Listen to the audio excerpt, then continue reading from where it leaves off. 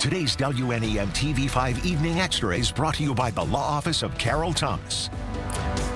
A snowy and cold Friday is coming to an end as we take a live look out over downtown Saginaw. Thanks for tuning into TV5 Evening Extra. Well, the snow looks to be done for tonight. Our First Alert weather team is tracking more in the forecast as early as tomorrow morning. Chief Meteorologist Chris Easel joins us with the latest look. Chris? Joe, we've still got snow passing through parts of the region tonight, but there is a bit of a break ongoing for many parts of the area. But enjoy that break while it lasts, especially if you're in the northern half of our area, because more snow is on the way later tonight and through the day on Saturday. Not an amount that we can't manage, but if you're tired of the snow, well, we've got a long way to go and plenty of opportunities into next week as well. We've got what appears to be flurries following this, but later on tonight we expect a cold front and also another one tomorrow to bring additional chances that will likely ramp up a little bit late tonight into early tomorrow, maybe a bit of a break early in the afternoon, and then another round tomorrow night. As for your traffic map, if you are headed out for any Friday evening plans, know that things are slow going around much of the region.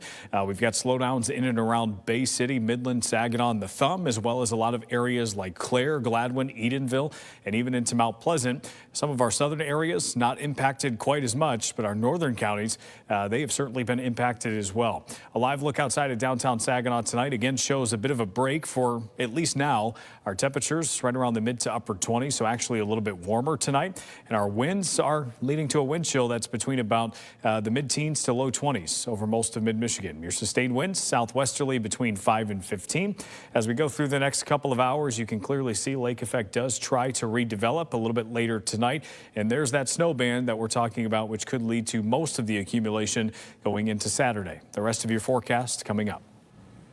Thank you, Chris. An investigation is underway after a deadly crash in Grand Blanc Township. Police say just before 8:30 this morning, first responders were called to the crash on southbound I-475 south of Hill Road. Investigators say an 82-year-old man from Holly was driving south when he left the road, hitting an emergency vehicle turnaround and went airborne. The vehicle rolled over and the driver was ejected. He later died at Hurley Hospital. The investigation is ongoing. Today marks 10 years since the federal state of emergency that was declared by then President Barack Obama over the Flint water crisis. In 2014, the city switched their main water source to the Flint River from the Detroit River in order to save money. In doing so, thousands of people living in Flint were exposed to high levels of lead and other chemicals in their drinking water. Checks from the water crisis settlement have started to go out. But speaking on Capitol Hill yesterday to mark the anniversary, Senator Alyssa Slotkin questioned the payout. Timeliness for the rest of their payouts are vague and always changing, and estimated amounts of initial payments are unacceptably small. It's possible that Flint families will not see the dollars that they are owed. To date, more than 4,300 people have received settlement payments. You can watch the senator's entire speech on the Flint water crisis on our website, WNEM.com. The city of Saginaw is looking for a developer to transform the historic Mason building. Built in the 1860s, it's located in the heart of downtown on the corner of Genesee and Washington. The 20,000 square foot, 4-story building is now owned by the Saginaw County Land Bank and has been vacant for over a decade. You can learn more about the request for developers to transform this building through our hot link section on WNEM.com. Tickets are now on sale for the VIP experience with Back to the Bricks, and your attendance will help local students. The February 12th event takes place before the annual Chrome and Ice Car Show at Flint's Dort Financial Center. It will benefit scholarships for high school seniors pursuing higher education. Tickets are $50 and include live musical entertainment plus a complimentary adult beverage. Last spring, a total of $10,000 in scholarships were awarded to area students. You can buy your tickets in our hot link section.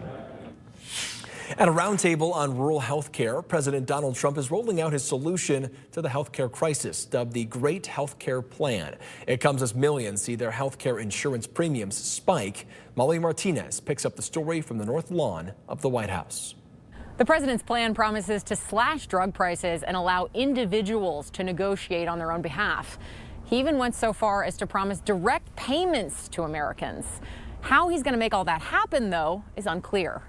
This is called officially the Great Health Care Plan, That means low price and great health care. According to the White House, the plan would codify the Trump administration's most favored nation deals to get Americans the same prices for prescription drugs that other countries pay. Whoever's paying the lowest, we match it. It also promises $1 billion per state to shore up rural hospitals. Strengthening their workforce, modernizing facilities and technology, and ensuring that rural Americans get world-class health care in their own community, right smack in their own community. Missing from the plan, subsidy extensions for lower-income Americans and fresh options for patients with pre-existing conditions. Also worth noting, the actual work is up to Congress. The plan is more of a wish list turned to-do list for lawmakers. As Mehmet Oz explains, the baton is now in their hands. We need Congress to help craft the Great America Health Care Plan. And the Great Health Care Plan will work. It's a brilliantly conceived framework. Healthcare has historically been a thorny topic for lawmakers, recently causing the longest government shutdown in history. They now face a new potential shutdown over healthcare at the end of the month. At the White House, I'm Molly Martinez.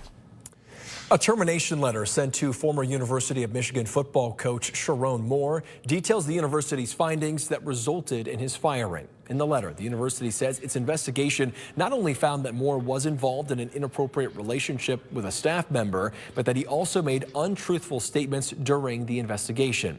Adding Moore's relationship with the staffer could harm the university's reputation. Moore is not eligible to be rehired by the university and was ordered to return any U of M property by December 15th. Hours after his termination last month, Moore was arrested in connection with a reported assault. He was charged with home evasion, stalking, and breaking and entering. He is due back in court January 22nd. When you're planning your next road trip, you may want to avoid the state's most dangerous roundabouts. The rankings are from Michigan Auto Law, one of the state's largest law firms dedicated to car crashes. The report says the most dangerous roundabout is in Sterling Heights at 18.5 Mile Road and Van Dyke. Researchers say the number of crashes there jumped 20% from 135 in 2023 to 162 in 2024. 8 of the top 10 most dangerous roundabouts are in Metro Detroit and include cities like Farmington Hills, Ann Arbor, and West Bloomfield Township. A state grant will help more than a dozen airports address PFAS contamination.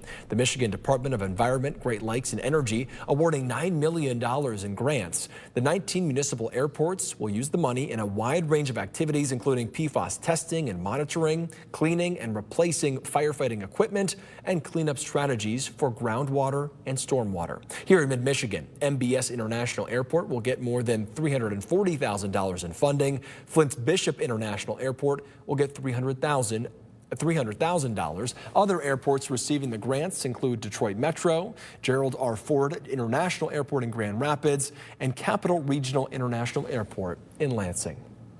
There's a push in the state legislature to legalize the sale of raw milk in Michigan. A package of bills is scheduled for House committee consideration. It would allow raw milk from farms to be sold directly to consumers. Right now, it's illegal for anyone to sell in Michigan because the FDA says raw milk can carry dangerous bacteria like Salmonella, E. coli, and Listeria. Hoyt Park is bringing back the ice. A series of events start tomorrow with fun for the whole family. The activities on the ice rink after the break. Plus, a new interactive exhibit opens at the Sloan Museum of Discovery. The new experience that will transport you back to prehistoric times.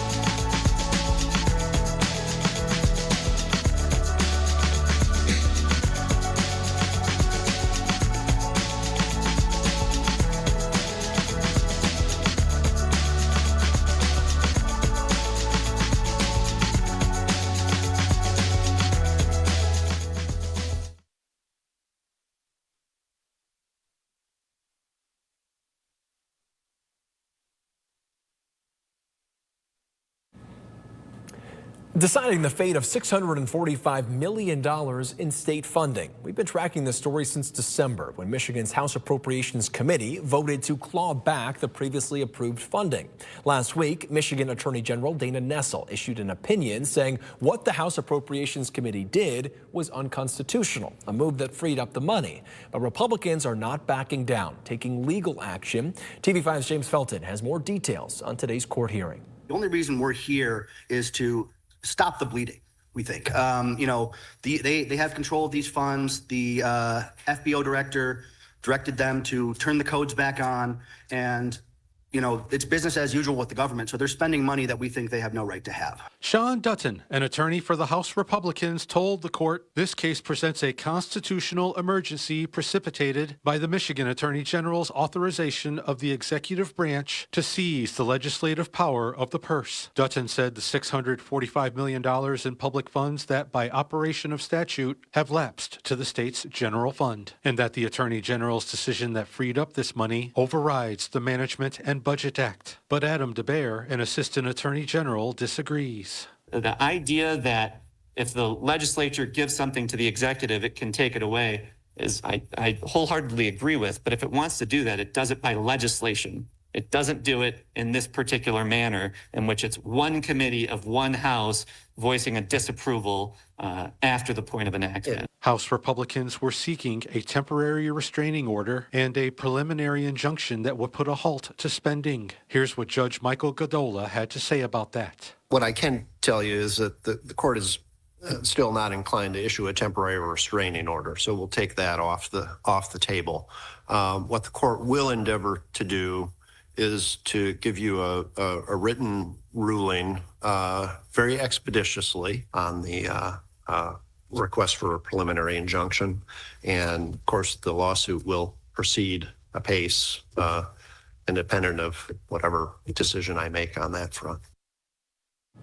And just moments ago, Speaker Matt Hall stated that Michigan Court of Claims has granted the House Republicans' motion for a preliminary injunction.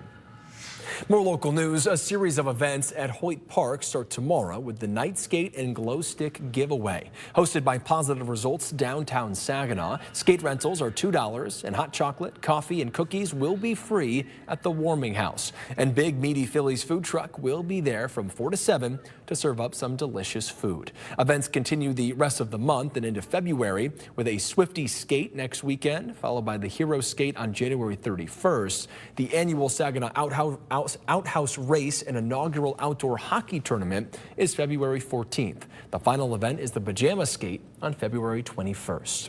A new exhibit at the Sloan Museum of Discovery will take you back in time to explore prehistoric wildlife.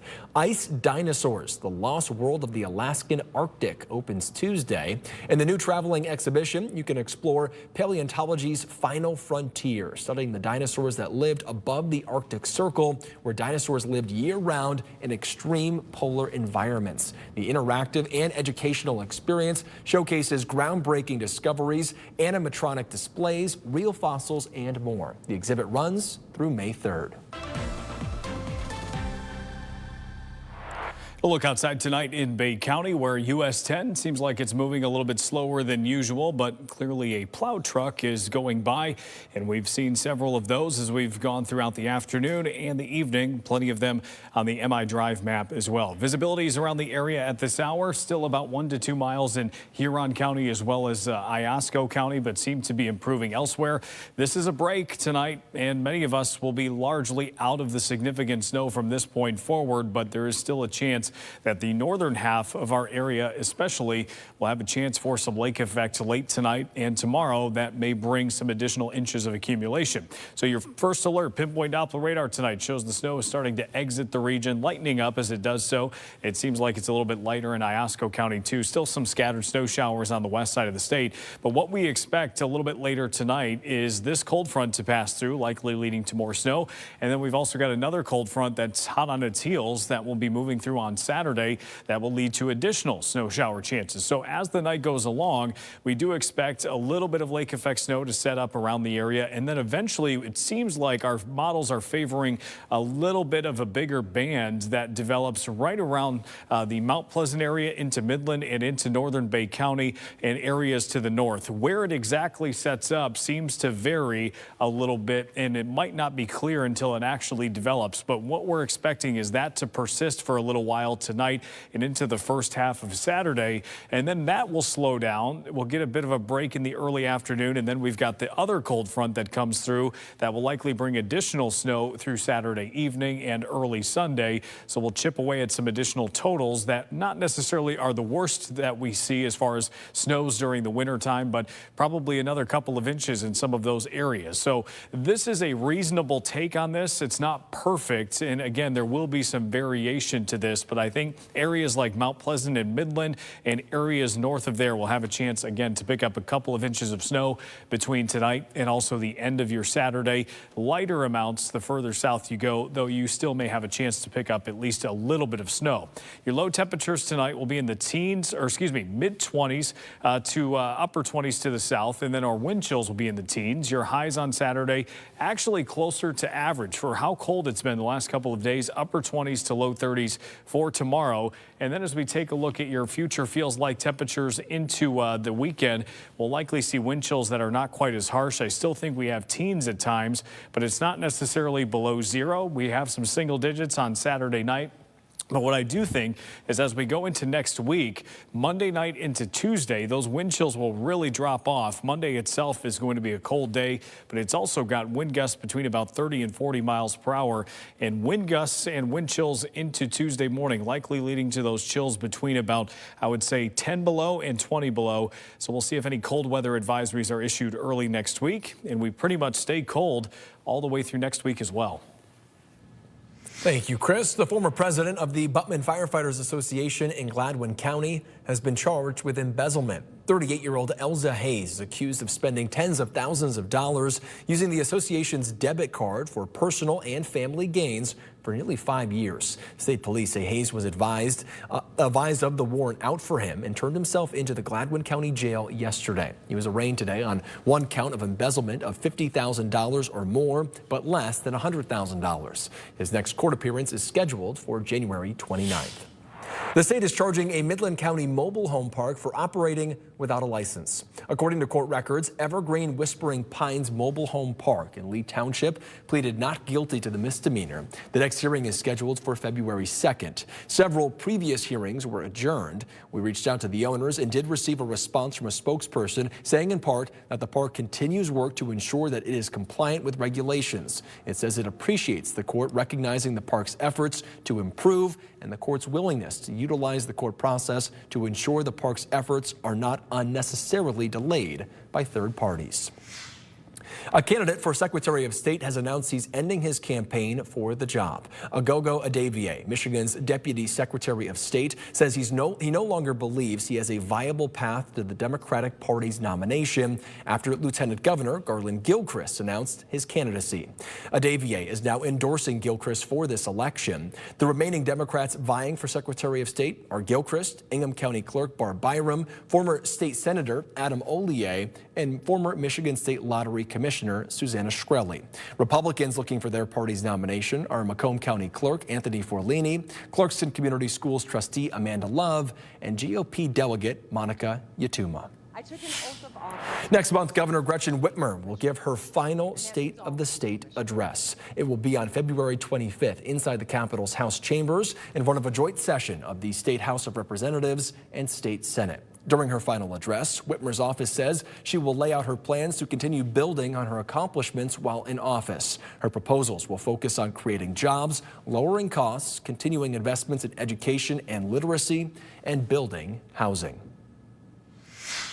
All new tonight, 6 hours after a devastating crash, a tiny kitten was still missing. Find out how an urgent plea led to a heartwarming reunion on News at 10 on the Great Lakes Sports and Entertainment Network.